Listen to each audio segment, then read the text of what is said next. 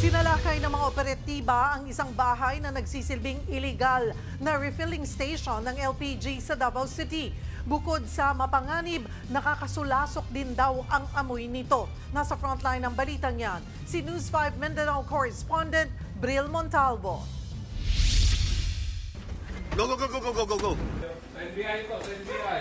NBI ha? NBI. Wala mo liok ha, wala mo dagan. Sa bisa ng search warrant, pinasok ng mga tauhan ng National Bureau of Investigation Davao Region ang isang subdivision sa Barangay Baliok, Davao City. Diyan daw nagaganap ang iligal na pagre-refill sa mga tangke ng LPG. Ayon sa NBI, noong nakaraang buwan pa nila minamanmanan ang naturang operasyon. Napag-alamang 3 taon na itong nag-ooperate ng walang legal na dokumento. Yung ginagawa nila is they will buy from other brands the 50 kg.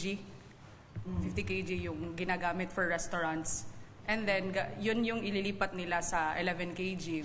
Dagdag pa ng mga residente malapit sa lugar, delikado sa kalusugan ang pagre-refill ng mga LPG tank.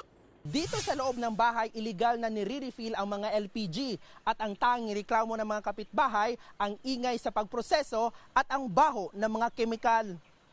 Ayon sa NBI Davao Region, mapanganib ang ginagawa ng kumpanya dahil pwede rin itong pagmula ng sunog. Itong mga materials to, flammable kasi ito eh. So, alam naman natin ang once na magkaroon ng leak, mahirap yan. It will burn anything along the way. Naaktuhan naman sa lugar ang may-ari ng LPG refilling company na si alias Rose at ang isa niyang empleyado na si alias Jolo. Nang tanungin sila tungkol sa iligal na ginagawa, ito ang kanilang sagot. No-comment lang. Magmahay. Nagsisisi ako dahil pumasok ako sa ganitong illegal na trabaho. Hawak na sila ngayon ng NBI.